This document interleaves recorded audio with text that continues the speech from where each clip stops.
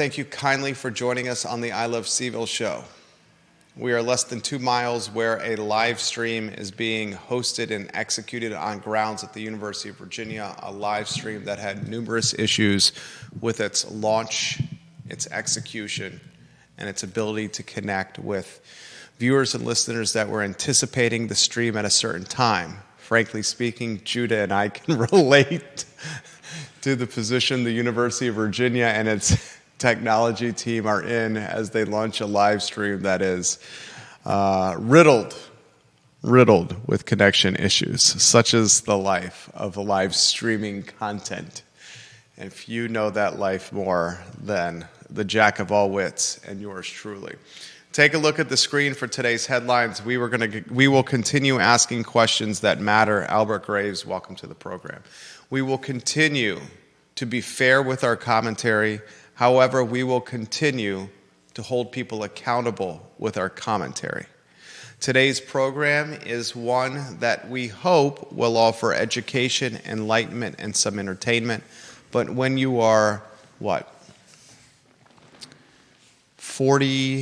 24, 48, roughly 72, 80 hours removed from a protest that was disbanded by riot-geared wearing Virginia State Police officers with pepper spray in their hands, shooting said spray at teenagers and protesting students and community members.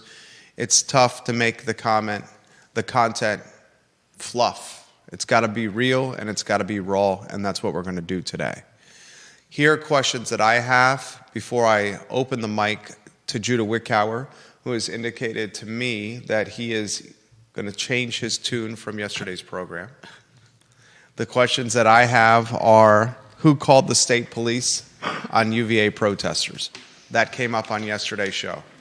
The question I have, who are the outsiders that the University of Virginia made mention of in a press release? Outsiders that drove fear within the ranks of the University of Virginia, so much fear that state police were called and ordered to potentially pepper spray and then pepper spray the protesters on grounds. What role did Jim Ryan have? What role did the Board of Visitors have? What role did Governor Glenn Youngkin have? Will the University of Virginia graduation ceremonies be interrupted a mere, 10 days from now? 11 days from now? What is the fallout for what happened this weekend when it comes to job loss and job security? And we will start at the top of the totem pole at Carr's Hill. We'll also talk on today's program about the Virginia Department of Transportation. They have issued documented citation that the city of Charlottesville is, their words, deficient with actualizing transportation projects with VDOT funding and keeping those projects within the confines of a budget. We'll talk on this program about a property in the city of Charlottesville with a $699,000 asking price, located, ladies and gentlemen, at 421 9th Street Northwest. It is being marketed and promoted with upzoning potential. Yet another example of upzoning driving up land and real estate acquisition to levels that were not justified pre-new zoning approvals.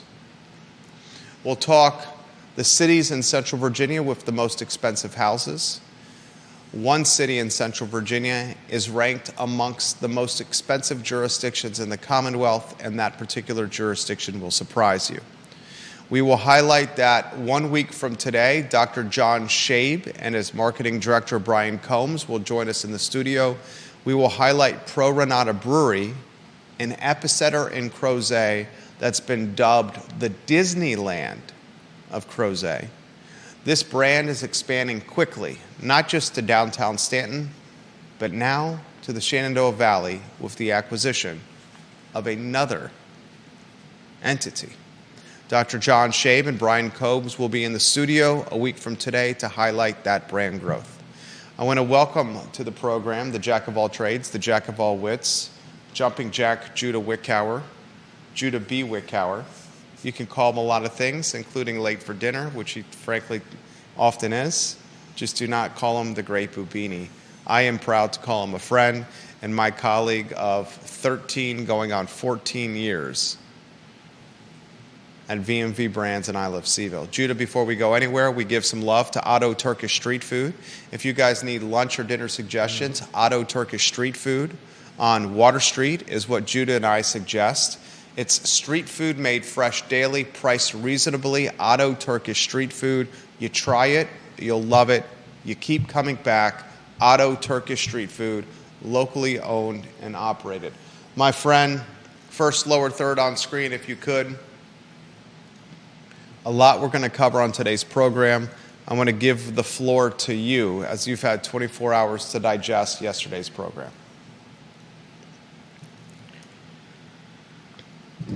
Well, this was certainly the top question for me, and I think the top question for a lot of people is who exactly called the state police?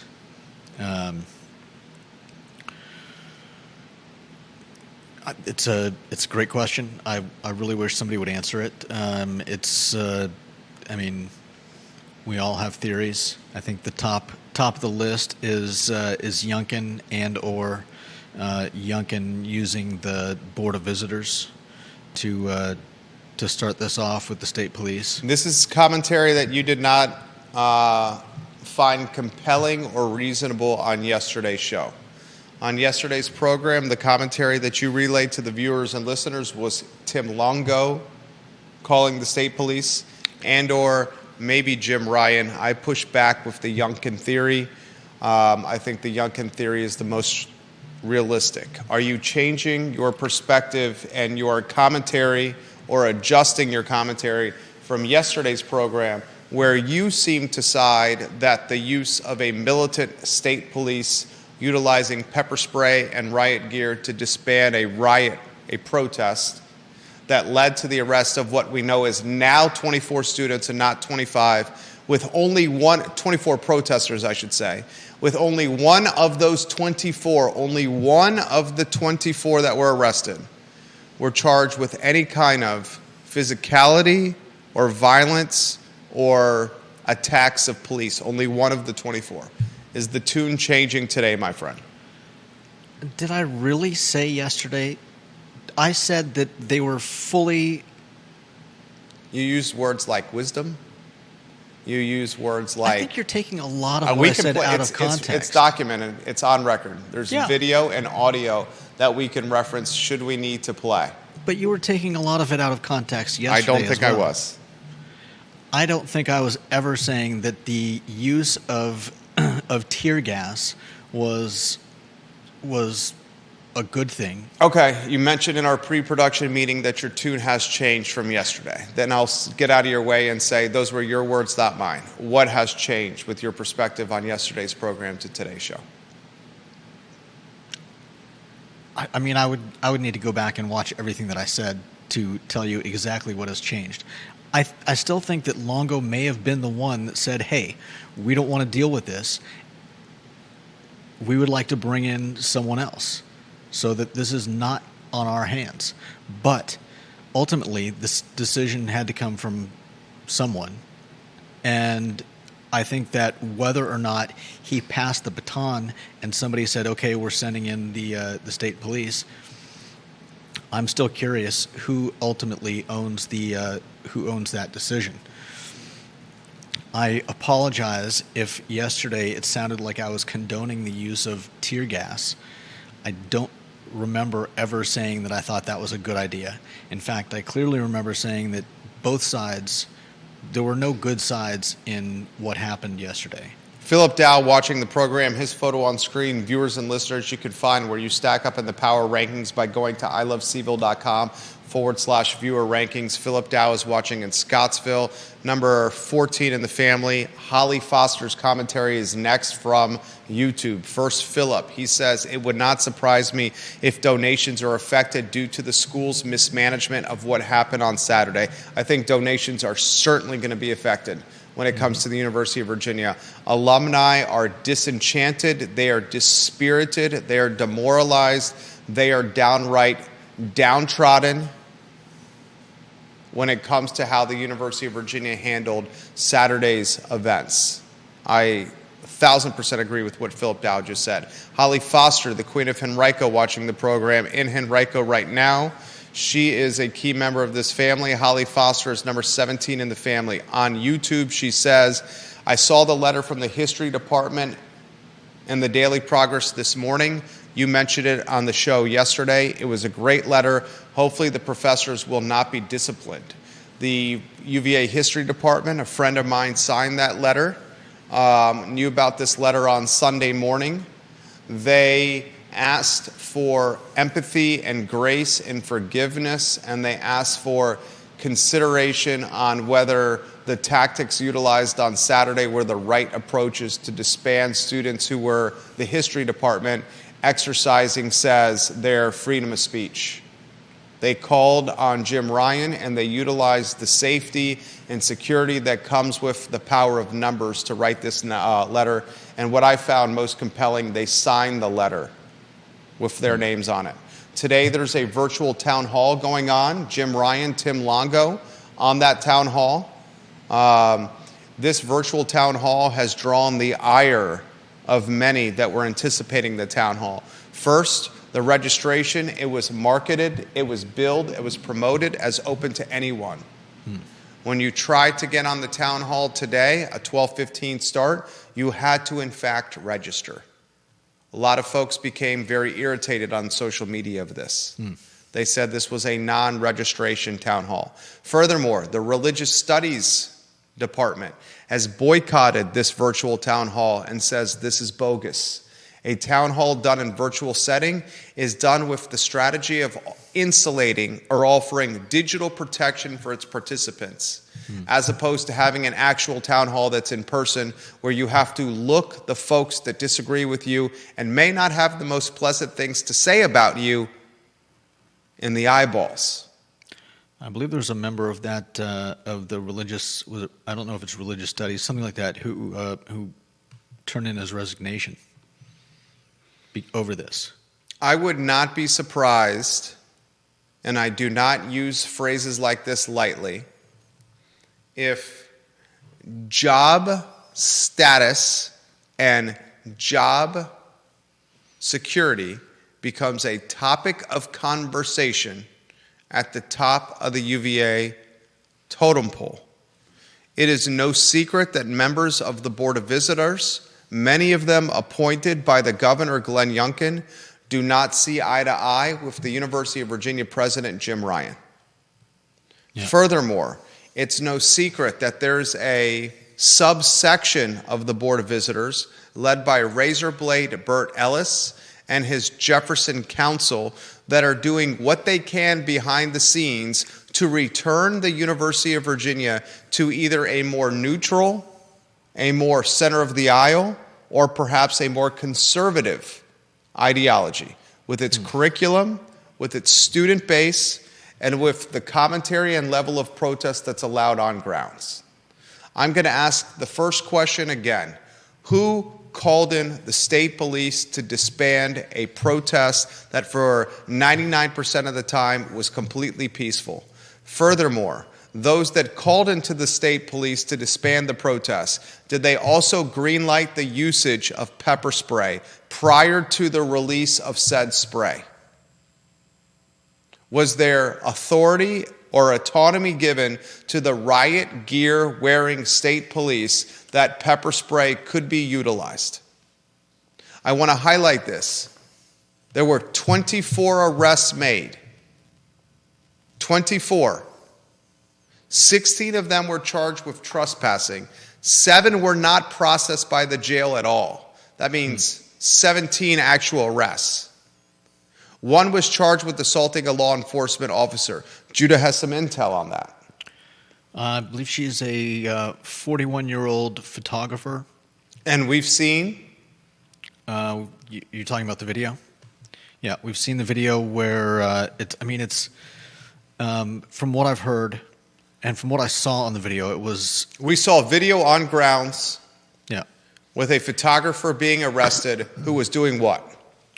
I couldn't really tell from the video, but I've since read that she was standing and she was trying to get in the way of the police and an older woman who was using a cane to walk, who was having trouble backing up, and was worried with the approach of the police at the speed they were moving.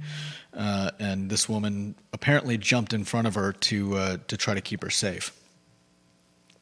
And somebody, I guess the police are alleging that she threw a punch, which seems a little wild. A little wild. We certainly didn't see that in the video, but the video was not the best quality. Albert Graves watching the program, his photo on screen, key member of the family. Albert Graves, currently ranked in the family number 7. He says, "Gentlemen, it's not a good look for all of CVille to have a Zoom meeting to explain why lawbreakers were locked up. Will all criminals start having Zooms to explain why they are locked up? Good grief. Just explains college-educated students don't have much common sense." Albert Graves also says, "How would you feel if you were Jewish and you keep hearing the chant, 'From the river to the sea'?"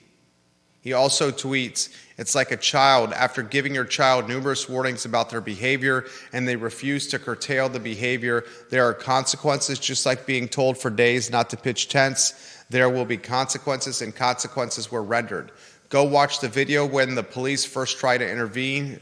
They are met with water bottles being thrown at them and umbrellas being pushed at them, and clearly the state police were brought in because the police were outnumbered by the protesters. Protests are allowed, tents are not, without a permit. Law is law." That's the take Judah had yesterday. The take that I had yesterday was this: there are interpretations of the law.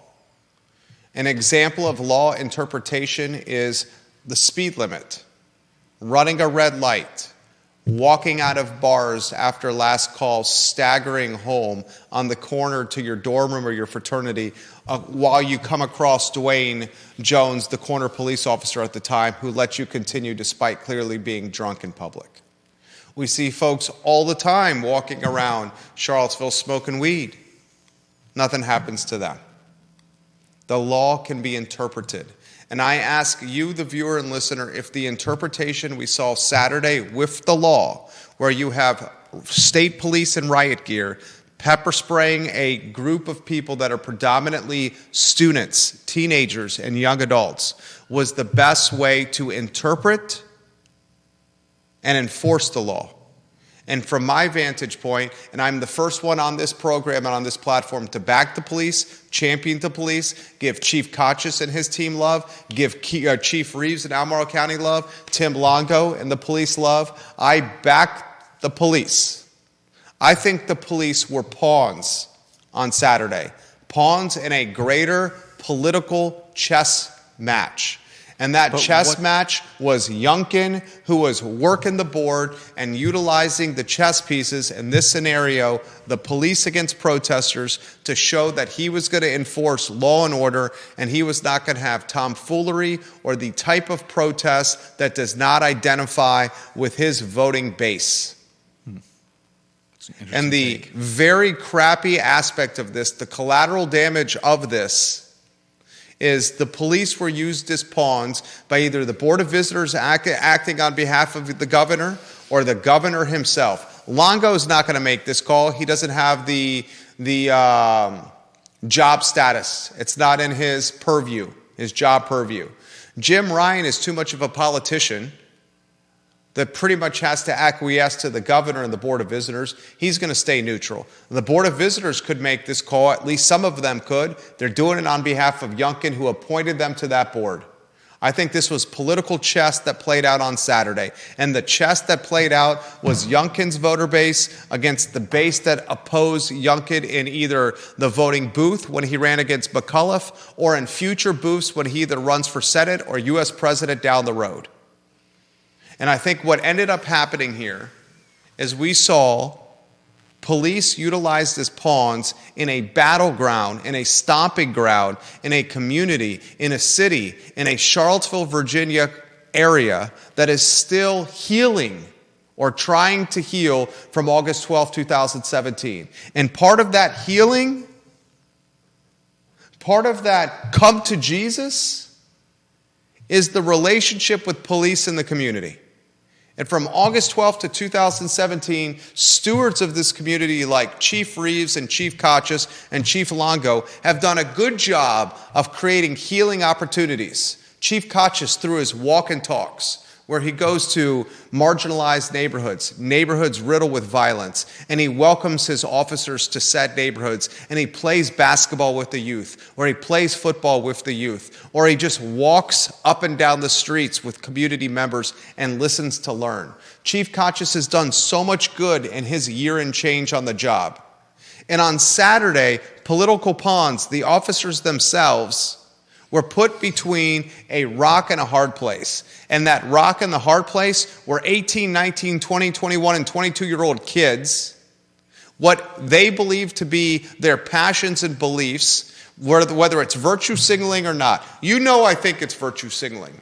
Do I think students protesting on grounds at the University of Virginia are going to have a rat's ass effect on geopolitical terroristic activity? F no, I don't. Do I think 18, 19, 20, or 21-year-old kids on grounds at Thomas Jefferson's University are going to impact what Hamas does in Gaza or what Israel does in Palestine? F no, I don't. Do I think it's virtue signaling? Of course I do.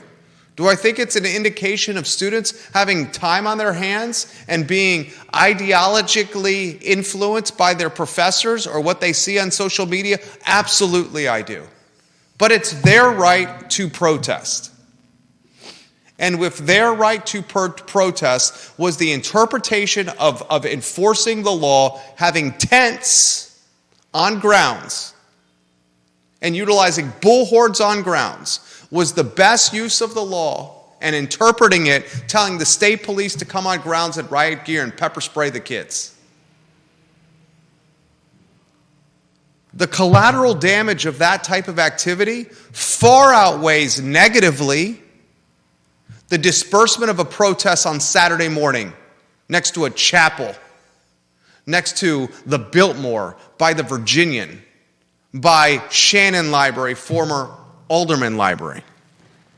And that's my problem right there, Judah B. Wickower. Jack of all trades, jack of all wits, jumping jack, Judah Wickower.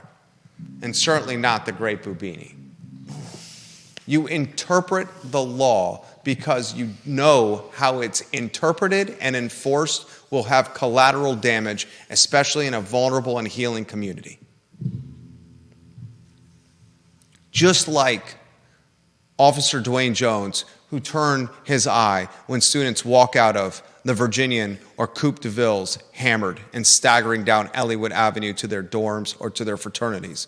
Or just like a police officer turns his eye when you're going 12 miles over the speed limit on Interstate 64 between exits 120 and 118B on your way to Shadwell and Keswick. I'm not sure how often that happens. Every damn day. You sure? You speed? Yeah, but not 12 over. You don't go 12 over? No. On the interstate when it's 65? You don't flirt with 77? I usually keep it about 9 or 10 over. Okay. Most folks, the rule of thumb is you keep it below 80.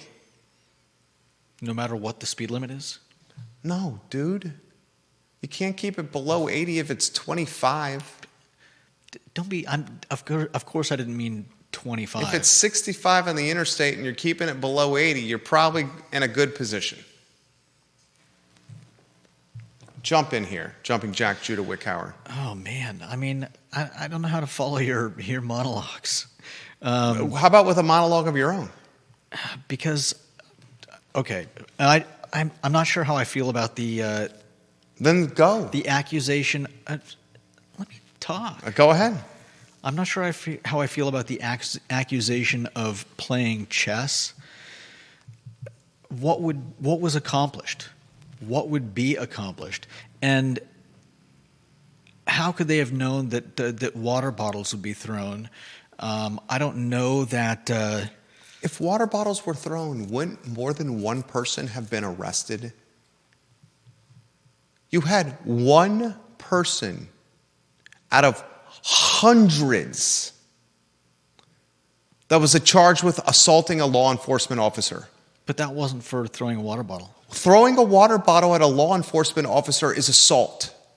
You cannot throw projectiles at police. Why are you getting mad at me? Because I'm not getting mad at you. I think what you're doing is you're not seeing the forest through the trees here. You are taking a press release issued by the University of Virginia's media division, a press release that was clearly doctored in favor or to show a positive light to UVA, a press release that utilizes phrases like there were outsiders of the group. What outsiders? Tell us who they are. I mean, one of them got arrested. A camera woman that was protecting an old lady with a cane. That's the outsider? They don't mean people from Arkansas who came in to incite something. They're talking about people who aren't part of the university. No, sir. Respectfully disagree. Okay. All right. We're in the business of perception management. When you utilize phrases like outsiders, you're clearly trying to paint a connotation and a denotation of someone that is a troublemaker, that's not supposed to be there, that is volatile and unpredictable. Okay. We can respectfully disagree on that if you'd like, agree to disagree. I'm fine with doing it. I find it the most compelling statistic from Saturday's turn of events is this. You had hundreds of protesters on grounds. Hundreds. And Longo makes reference to police not feeling secure and safe. The press release signed by Jim Ryan highlights assault and police not secure and safe as the compelling reasons to get the state police on grounds. Yet only one single person was arrested for assaulting the officers. And you, 10 minutes ago, just said, I saw the before and after of that video of the person who was arrested for assaulting an officer. And the before and after of that video of the person assaulting the officer does not seem to look like assault to neither you nor I. That was one person. That was the female, that was the person that was arrested for assault. I know that. Did it look like she assaulted the officer? No. What does it have to do with... Okay, go ahead. Okay, also, it has to do, if there were hundreds of people arrested for assaulting an officer, then calling in the state police and tear gassing and using riot gear was justified. If it's one that was accused, one that was popped for assaulting an officer, and both you and I have seen pretty tangible and compelling evidence that she did not assault said officer, instead was coming to the defense of an elderly woman utilizing a cane to walk around the protest, I would bet that this person charged with assault is going to have this charge dropped. Would you want to take that bet? No, I think you're right. Most likely she'll have the charge dropped. I'll bet you a bottle of bourbon that this person has the charges dropped completely of assaulting an officer. You want to bet a $100 bottle of Johnny Walker? I just said I agree with you. Why would I want to bet against you? Okay, so not a single person of this protest group is going to get charged with assault of an officer. Not a single one. Not a single one. I guess you've made some point. Pretty damn compelling point from my standpoint. Okay. I would love to hear your counterpoint. There is no counterpoint. You're just... I would love to hear any commentary whatsoever. And this is what I'm going to do. The mic right here, I'm going to go. I'll put it over here. And I'm going to do the monkeys. Here, speak call. Okay, go. I believe it was Albert Graves who commented about water bottles being thrown and umbrellas being wielded. I'm not saying Obviously, nobody got arrested for any of that, but that does not mean that those were not inciting incidents that escalated things. Now, there are going to be people that say the police came in there knowing what they wanted to do and that that was already an option on the table, or they were already planning on, breaking out the tear spray and getting a little physical. But that doesn't change the fact that we have somebody saying, I believe they saw people throwing water bottles and wielding umbrellas. Does that merit a strong response? I don't think so. But I'm not a cop on a campus, having just watched what's been going on other college campuses across America. That also doesn't make their response right, but it goes some way towards explaining the response.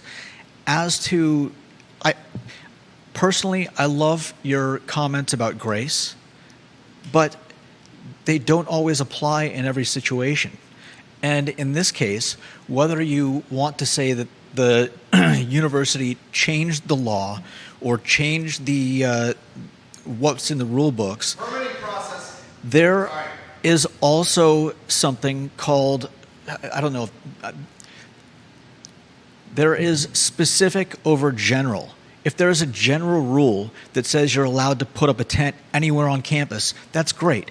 But if somebody from the campus police, if Chief Longo comes and says multiple times, I'm sorry, but you can't put up tents here, the specific trumps the general. And when they allow you to put up tents on Friday night because it's raining, that's grace.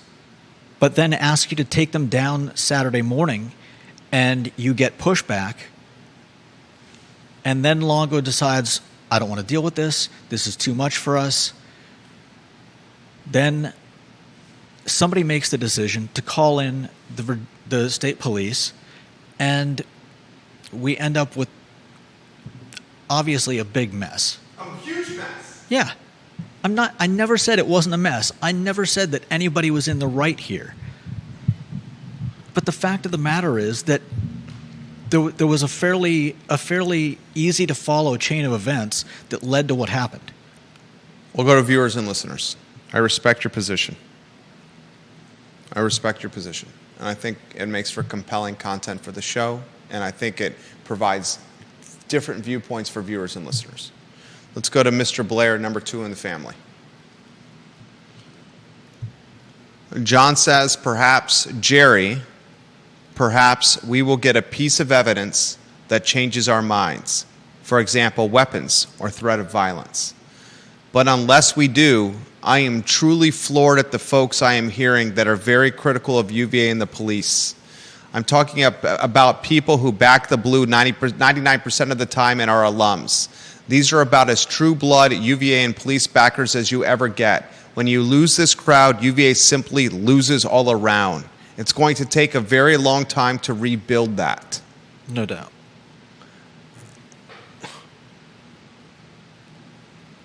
Yeah, I can tell. Okay. Right there. Mm-hmm. Your strongest evangelists, your fraternity social chair and rush chair and philanthropy chair, your go to the home football games, the basketball games, the baseball games, the tennis matches, the squash matches, the lacrosse and soccer, the donations, the buying the gear, the multi-generation, crossing your fingers without putting pressure, hoping the next generation goes there.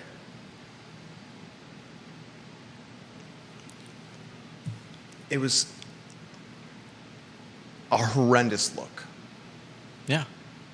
That continues to hit the national news cycle. Which is another reason why I find it hard to believe that this was some kind of chess move, because this is not a good look for anyone involved here. And if whether it's Youngkin or the Board of Visitors, thought that this was some type of master chess move. I'm not sure what they were hoping to accomplish, because I don't think they did it. The University of Virginia is already pulling back its ban from grounds. They're going to be allowed to finish their finals. They're going to be allowed to come on grounds to finish their finals. And then they'll be banned from grounds until next semester. So banned for summer when they're not there. Yeah. The University of Virginia and law enforcement are already watering down the accountability. Over the weekend and this time yesterday, students were banned from grounds. They were banned from grounds at a time when finals were happening, at a time their possessions were their on-grounds housing. And we asked, how can a student be banned from grounds during final exams and when they actually live on grounds? Wouldn't that make them homeless? Now those students are being allowed back on grounds during final exams, when they have to live on grounds during final exams and take their tests, and then are being told you can't be on grounds in the summer. Well, guess what? It's summer break. And then they're allowed to be back on grounds at the start of fall semester when they return. There are some students that do stay over the summer, aren't I there? stayed every summer. I stayed every winter break. I stayed every reading days, and I went home one day, a day and a half over Thanksgiving break. I stayed Easters, I stayed summer, I stayed Christmas. I never went home once I got here. The best time at the University of Virginia was Christmas break. It was an intimate crowd of students, not many at all, that went to the same bars and got after it and got to know each other. And that group stayed during summer break as well. We stayed year-round. So if there are any people like you in this Those group students would not be protesting, I can assure you that. You think? Oh, you... The students that we were hanging out with year-round were not the group that were protesting. They were closing down the Biltmore. They were camping out in tents for tickets for Virginia basketball games. They were doing the fourth year fifth at UVA football games. They were the social chairs and the rush chairs and the presidents of the fraternities and sororities. But they weren't doing protests on grounds for Middle Eastern hostages and geopolitical warfare. That's fair.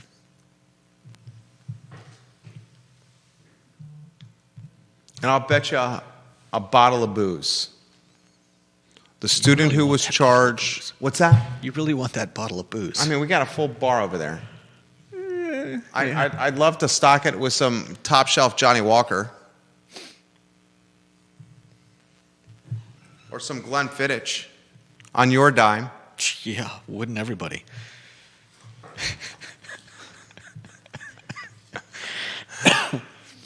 I'll bet you... My dimes have been growing smaller lately, so don't hold your breath. I'll bet you whatever you want to bet that these charges are dropped. I'm sure most of them will be. And not just the one that was assaulting the officer.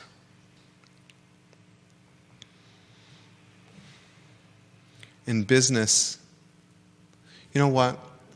How about we just don't even talk about business? Let's just talk about marriage. Let's just talk about marriage, okay? In marriage, you learn to pick your spots with your partner. Choose your battles? You mean? Choose your battles. Yeah. If you see your partner over time and you learn to choose your battles and your spots by spending time with your partner. And the more time you spend with your partner, the more years that you're married, the more time you're together, you start to understand each other's nuance and your body languages and your tics and what pisses you off and what you can push a little on. And when you start seeing those tics or that body language or that temper raise or the voice get to a certain level of pitch or the persistence of staying true to what that particular tenet or belief was, that's when you dig the knife in. That's when you, says the single man right now that has Liza the dog. He's joking. Come on. I mean, that's a truism in every family. You learn to pick your spots. They could have picked their spot on Saturday. Both sides could have. If the students were just left to continue to protest, you know what probably would have happened? Nothing. Right. I'm sure you're right. Absolutely nothing. Worst case scenario, they protest to graduation, and then school's over, and no one's there, and there's no attention, and it's done. Now you have a day forever written in UVA history books. Infamy books. I doubt UVA is going to put this in their history books. Infamy books, well said. You got a president who's on the hot seat. You got a police chief in Longo that's being crossfired. I would bet you that bottle that somewhere out there in the back rooms of the governor's mansion and wherever it is that the board of visitors meet, there is a hot potato being passed around, and yeah. And you know who that hot potato is going to fall on? Who called the state police? You know who's going to be the scapegoat here? Probably Longo. The guy who's on the back end of his career, who's taken this police chief position as basically a moonlighting gig after being the chief of police in the city of Charlottesville. Jim Ryan's not going to be the fall guy. Right. Youngkin's not going to be the fall guy. Definitely not. Board of Visitors aren't going to be the fall guy. They probably wouldn't care if they were. But Exactly. It's going to be Longo. That's the fall guy. could be. And this is going to further splinter the Board of Visitors and further weaken the job security and the brand equity and the goodwill built by Jim Ryan by running Boston marathons for children's hospitals. Mm-hmm. I got a 1:45 p.m. on Rio Road. I have to leave here in 2.5 minutes. Oof. Yeah. Quick question. What do you make of, I believe, I can't remember where I read it, but there are people in Charlottesville calling for the Charlottesville City Council to start an investigation into all of this. Do you make any? Michael Payne is calling for that. Really? Michael Payne, after yesterday's program, and Michael Payne and I never agree on anything. Never agree on anything. That's not true. Okay, we agree on very little. Michael Payne is a socialist. I'm of the party of common sense. When I put it that way, it's Michael Payne. Michael Payne is clearly as left-leaning as it gets, where I'm more center-right. But yesterday, his commentary that he published immediately after our commentary aired on this show was almost identical to the commentary that I offered yesterday. And Payne took it a step further in yesterday's city council meeting, basically saying, hey, there needs to be an investigation into the police here locally. And Chief Kachis, I hope you hear this. Police, I hope you hear this. I don't think there should be an investigation into the Charlottesville Police Department at all. I don't know why it would be an investigation into the Charlottesville Police Department to begin with. Exactly. That's why I was asking. That's exactly. why I was asking you earlier. And why do you make that statement? Back that up with a reasoning.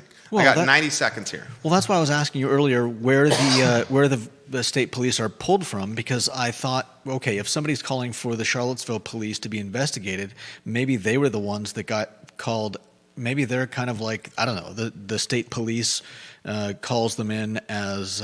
Anyways, it's very strange that somebody would be wanting to investigate the Charlottesville police when, by all appearances, they had absolutely nothing whatsoever to do with what happened on grounds. Exactly.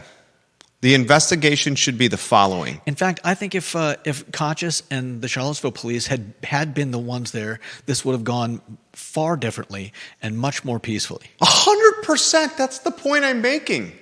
Where this thing got effed up was calling in the state police with no community ties, people that don't live in the community that are wearing riot gear and have pepper spray. I'm with you 100% on that. That's the issue. Who called the state police? Yeah. And why did they And you talk about outsiders. Those are the outsiders. Yeah, that's a good point. Those are the outsiders. If you had Kachis' team and Reeves' team and Longo's team, it would have gone way different. Oh, yeah. 100%. Way different. You should investigate that. Who called in the state police? And I also want to know who UVA is calling outsiders or agitators. And I also want to follow very closely, watch these charges get dropped across the board. Because UVA is not going to F the lives of 19 and 20-year-olds. I think they wanted this whole thing dispersed for the weekend.